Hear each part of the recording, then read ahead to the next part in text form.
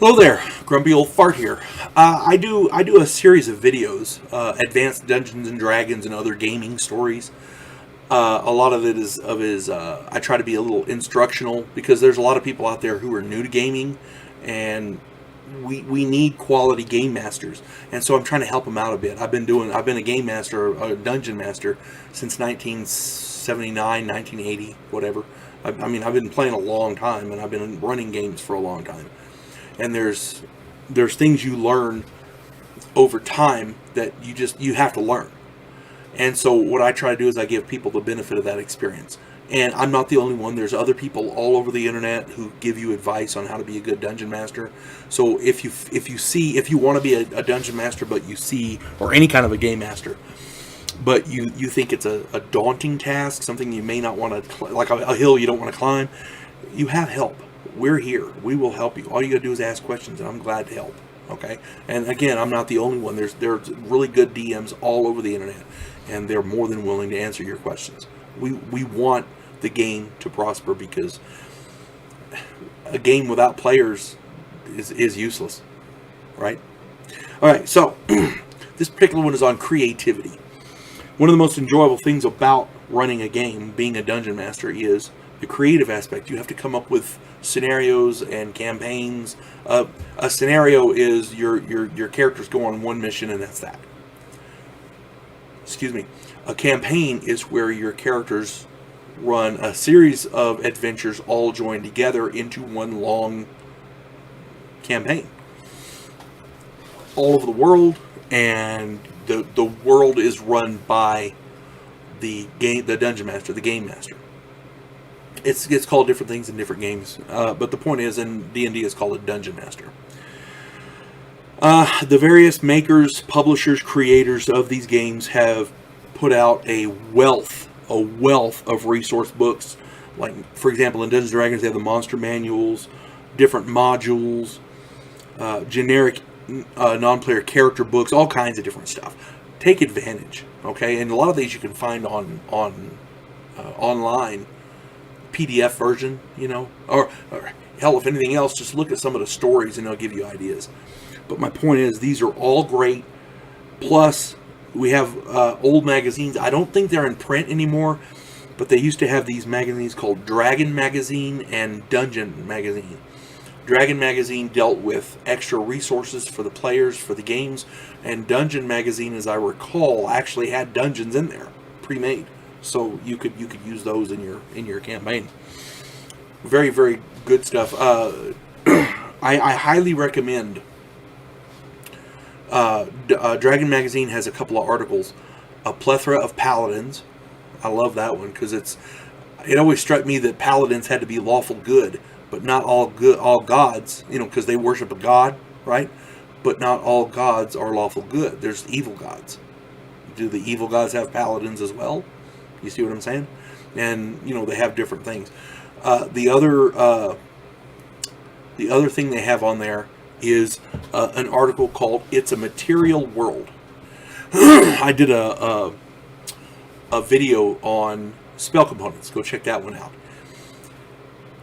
Dragon Magazine put out an article, and I think you can still find it online.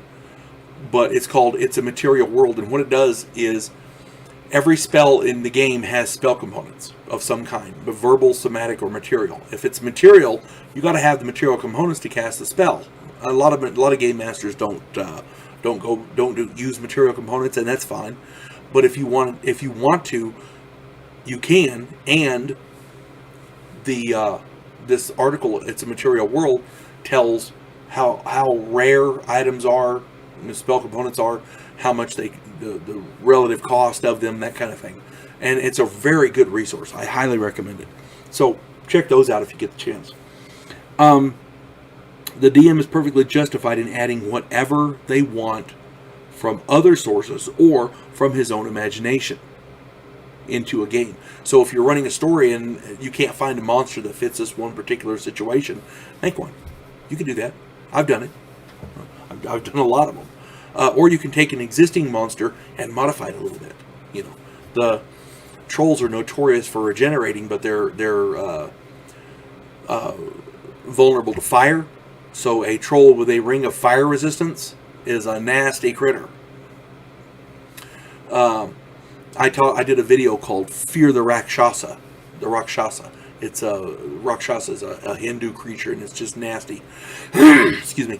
And those things you could add little magic items to that, or beef them up a little bit, and they'll take on just about anything. A Rakshasa is nasty by itself, and you can modify critters to be different than what they are in the book. And you're, as a dungeon master, you're perfectly within your rights to do so. Okay. The only thing you have to do is, if you're adding stuff from your own imagination, take into account play balance, and I did a video on that, and game mechanics, meaning you have to know what kills a creature, you have to know the weaknesses, you have to know what it can do in game terms. In other words, if this creature shoots fire, is it burning hands? Does it use fireballs? Is it a breath weapon? That kind of thing. Put it in game mechanics so that it's easier for you to deal with. Makes everything easier. Good example. Years ago, about adding different imaginative things to the game. Years ago, I was playing in my friend Art's game. Art runs a really great game. He's one of the best dungeon masters I know. I haven't seen him in years. I wish I could still play with him. The group had went through a magical portal into a weird land. Pay attention.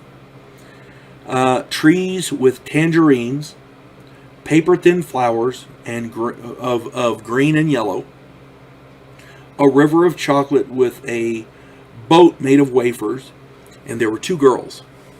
One of them had hypnotic eyes and wore a lot of diamond jewelry and stuff, and she was flying in the air, and one of them had glowing eyes and could teleport when you approached her.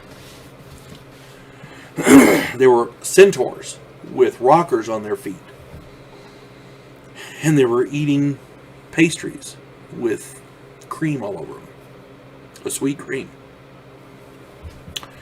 At one point, we were like, what the hell? And one of the gamers, and I can't remember which one it was, it's been years ago. I think it was while I was in the Air Force. That was 80, 86, 87, something like that. He recognized the contents of this weird land. Apparently he was a Beatles fan. Lucy in the sky with diamonds, rocking horse people, eating marshmallow pie. He took the lyrics of that song and created a little side adventure for us. You can do that. It's okay. The hypnotic eyes, the one girl with glowing eyes, she could shoot fire beams out of them. It was pretty cool. But inspiration can literally come from anywhere. And as a dungeon master, you can put anything into your world you want, as long as there's play balance and it fits the campaign. So, and it's your campaign, so you can do whatever you want. The more creative you are, the more your players will like it. The more they like it, the more they'll want to play. It's not a vicious cycle. It's a cool cycle. You folks have a good, and have fun playing. That's the main thing. You folks have a good day. God bless one and all.